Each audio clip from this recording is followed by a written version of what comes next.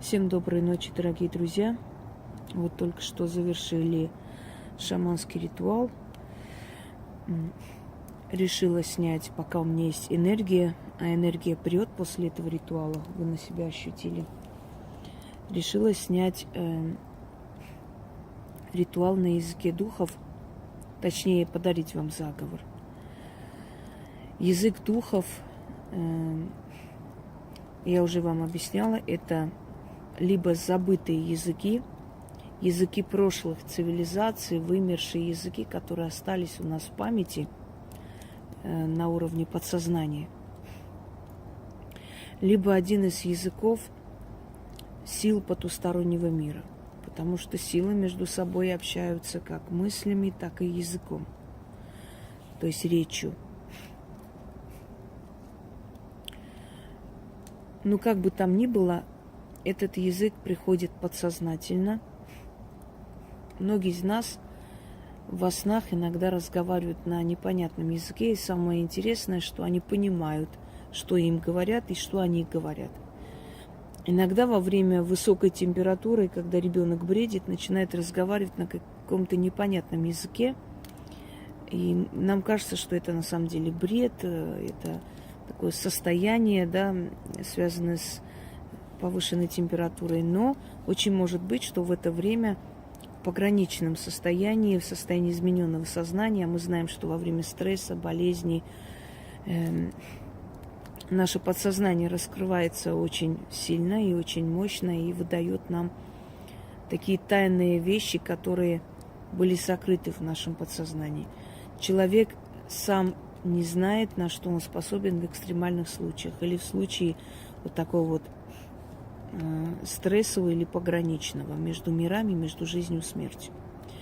И раскрываются потайные углы нашего подсознания, наша генетика выдает определенный язык, который нам не знаком, но почему-то, точнее, мы не знаем этот язык, но внутренне чувствуем, что это часть нас или наших предков.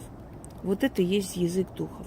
Только если обычным людям язык духов раскрывается, а языков духов много миллионов, это не определенный один язык.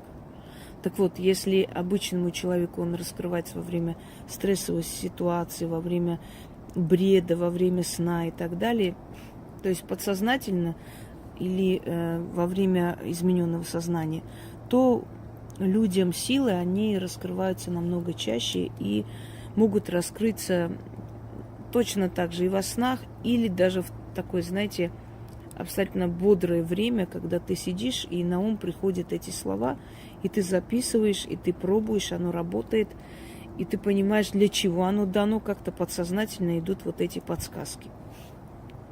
Итак, я вам хочу подарить заговор на языке духов, призыв удачи. Если вы идете по важному делу, и вам нужна удача в этот момент, или вы продаете товар, вам нужна удача. Кстати, дела купеческие или дела торговые, сегодня женщина написала, я пока вспомнила, скажу вам, те, которые просят вот на продажу и все такое, сколько вам можно говорить, что вы должны набрать просто денежные ритуалы, ритуалы на продажу, для торговли, и рядом ведьмина изба, и выходят эти все ритуалы. Так вот, дела торговые, она написала, целые там, по-моему, 3 месяца не было торговли, была паника, страх, не знала, что делать, и вдруг наткнулась на ваш канал и решила сделать со звоночком. И, как вы и сказали, летала туда-сюда и обнаружила, что я за весь день вообще не присела, и в кармане полно денег. То есть, насколько я поняла, она продавала одежду. И говорит, то одному человеку мерю одежду, то другому подбираю одежду. Вот так и прошел весь день, и некогда было присесть. Как видите, человек совершенно случайно зашел на мой канал. То есть она не знала, у нее не было такой, знаете, крепкой веры или какого-то там самовнушения или чего-то еще. Просто от отчаяния, безысходности решила попробовать. Это к тому, что любому человеку духи помогают. Неважно, знает этот человек меня, не знает, верит в это, не верит, но обращается с уважением и с надеждой на них. И они слышат и помогают. Вот точно так же Если вы весь день сидите, а вам хочется продать свои вещи ни в какую, возьмите и прочитайте 10 раз этот призыв удачи на языке духов. Или вам нужно сдать экзамен, или вам нужно получить права, или вы хотите получить кредиты и вот переживаете, что еще там.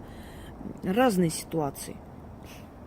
Одним словом, чтобы в этом деле была удача. Некоторые спрашивают, а вот продажи там через интернет, для интернетных продаж, ведьмина изба, набираете, и выходят ритуалы, которые нужны для того, чтобы, то есть для тех людей, которые занимаются вот этими онлайн-продажами.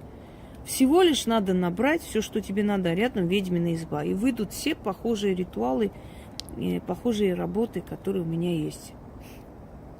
Итак, читайте в полголоса. Почему в полголоса? Некоторые вещи нужно читать шепотом. Это называется шепотки. Я уже объясняла. Определенные духи слышат только шепот. И реагируют только шепот. На вибрации шепота. И приходят на помощь, когда вы шепчете. Другие духи реагируют на громкий голос. Надо читать громко. Поэтому говорю, этот ритуал читаем громко.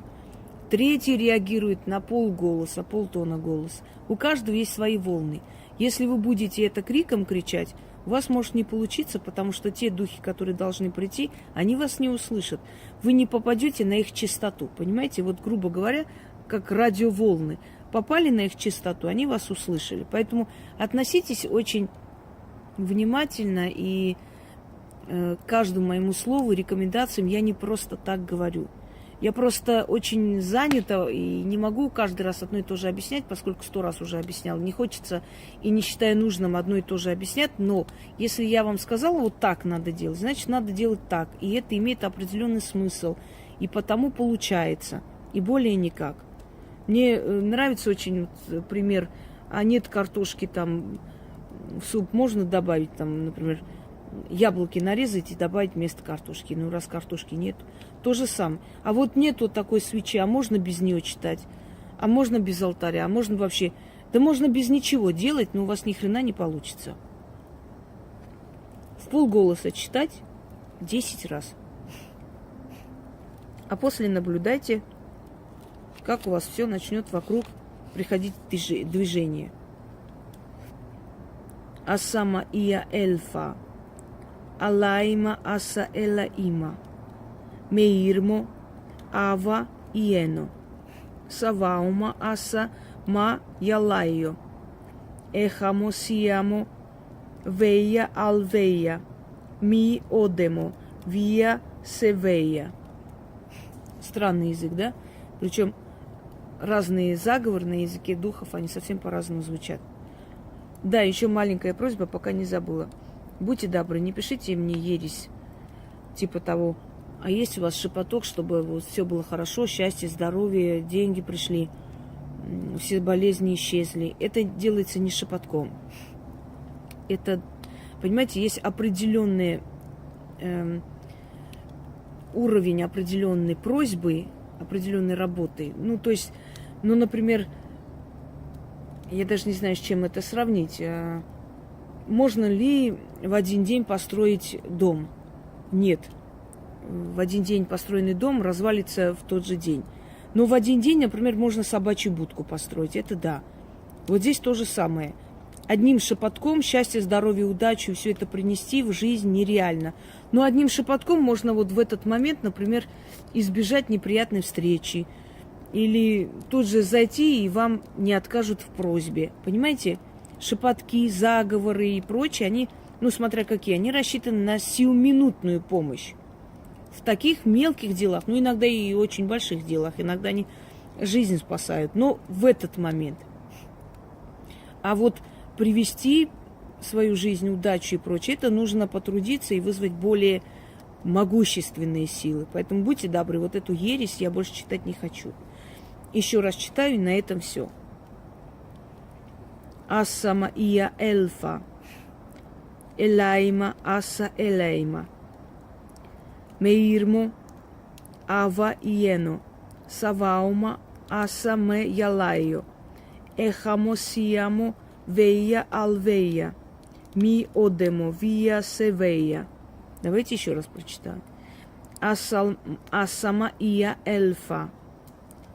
Элайма аса элаима. Меирмо ава иено. Саваума аса мая ялайо. Эхамо сиамо вея алвея.